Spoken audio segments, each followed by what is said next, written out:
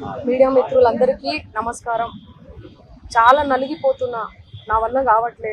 దయచేసి చెప్తున్నా, మీ అందరికీ చెప్తున్నా, వాస్తవాలు చూపించండి, ఎంక్వైరీ చేసుకోండి, ఇన్వెస్టిగేషన్ చేసుకోండి, ఎక్కడ ఏంటి అనేది. నాకు పాటలు తప్ప, పాటల ప్రపంచం తప్ప నాకు ఏమీ తెలీదు. ప్రజలారా ఎవ్వరు కూడా నమ్మకండి దయచేసి.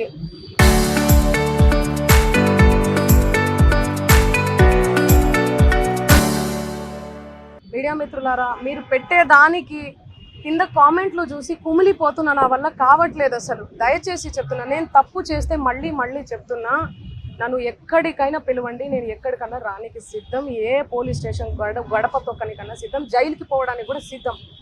నాకు అసలు ఆ బాధితుల్ని చూస్తుంటే ప్రాణం పోతే చాలా బాధ అనిపిస్తుంది. వాళ్ళు నా మీద అనిపిస్తున్నా కూడా మంగ్లీ అని చెప్పి, ఏమీ లేని మంగ్లీ, అక్కడ అసలు మంగ్లీకి సంబంధమే లేదు. వాళ్ళు చెప్తున్న బాధ అనిపిస్తుంది నాకు. ఎందుకంటే ఆ పేదరికం నుంచి నేను వచ్చాను, నాకు తెలుసు అది ఆ పెయిన్ ఎట్లుంటుంది అనేది. వాళ్ళ దగ్గర నుంచి వాళ్ళని ఏమనాలి అసలు నాకు అర్థం కావట్లేదు. నోటితో ఆ మధు నాయక్, ఆ హేమకాంత్ రెడ్డి, ఈ సుబ్బారావు, ఏంది అసలు ఈ గేమ్ అంతా ఏందో నాకు అసలు ఏమీ కూడా అర్థం కావట్లేదు. గత 30 రోజుల నుంచి నా ప్రోగ్రామ్స్, నాకు అన్నీ కూడా రికార్డింగ్స్ అన్నీ కూడా వదులుకోవడం జరుగుతుంది.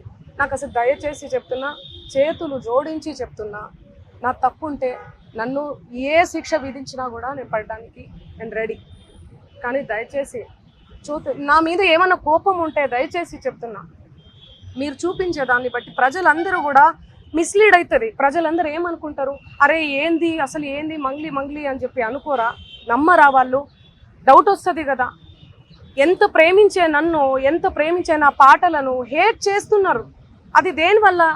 మీడియా వల్లనే కదా. మన media, social media, main stream media వల్లనే కదా.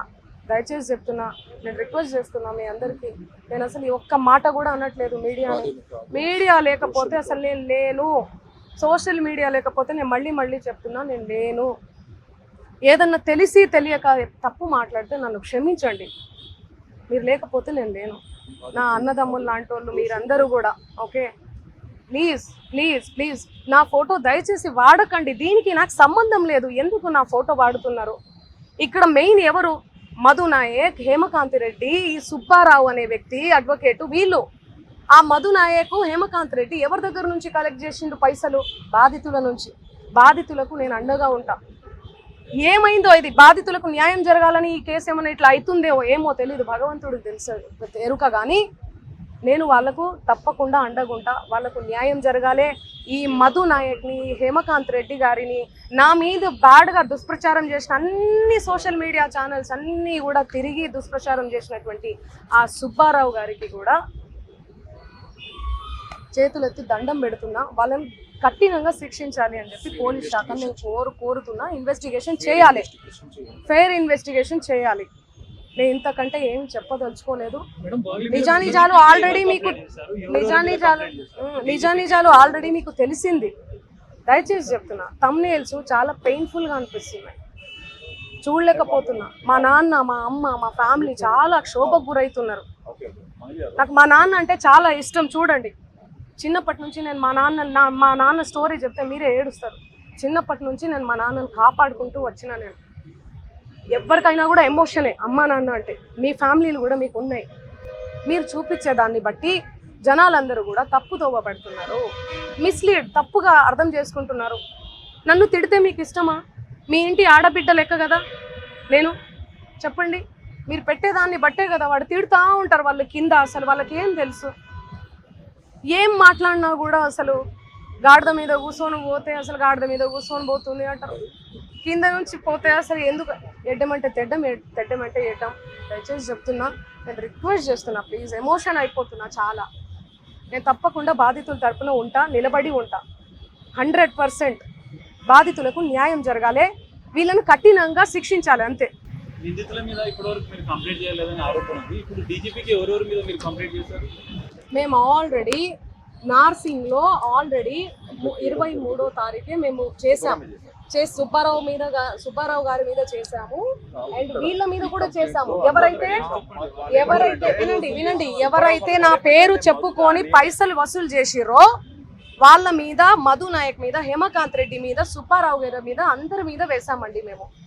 అందరి మీద. దానికి సాక్ష్యం మేఘరాజు. చూడండి, ఈయననే ఇచ్చి వచ్చాడు కూడా, కంప్లైంట్ ఇచ్చి వచ్చాడు కూడా. దయచేసి చెప్తున్నా వినండి.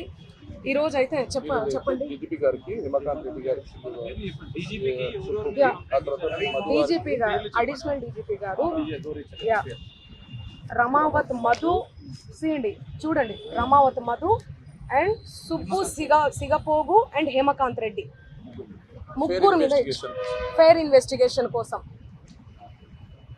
నిజానిజాలు తేలాలే. పాపం ఆ బాధితుల పైసలు తీసుకొని ఏడబెట్టిరో కూడా వీళ్ళు తెలియదు. సో అందుకని మేము ఇచ్చాము. బినామీ అకౌంట్లు ఓపెన్ అవ్వాలి. థ్యాంక్ యూ సో మచ్ అందరికీ, థ్యాంక్ యూ సో మచ్. నేను మళ్ళీ నా పాటతో వస్తాను, ఓకేనా? Thank you. మరో విషయం చెప్తున్నా, దయచేసి నా కుటుంబ సభ్యుల్ని దయచేసి లాగకండి. నేను ఒక కోడి పిల్లల్ని ఎట్లా రెక్కల కింద దాచుకుంటుందో అట్లా దాచుకొని వచ్చిన వాళ్ళని దయచేసి బజార్లా వద్దు అన్న, దయచేసి చెప్తున్నా. నా చెల్లెలు వద్దు, ఫ్యామిలీ జోలికి వద్దు, ప్లీజ్ రిక్వెస్ట్ చేసుకుంటున్నా, please. Thank you so much.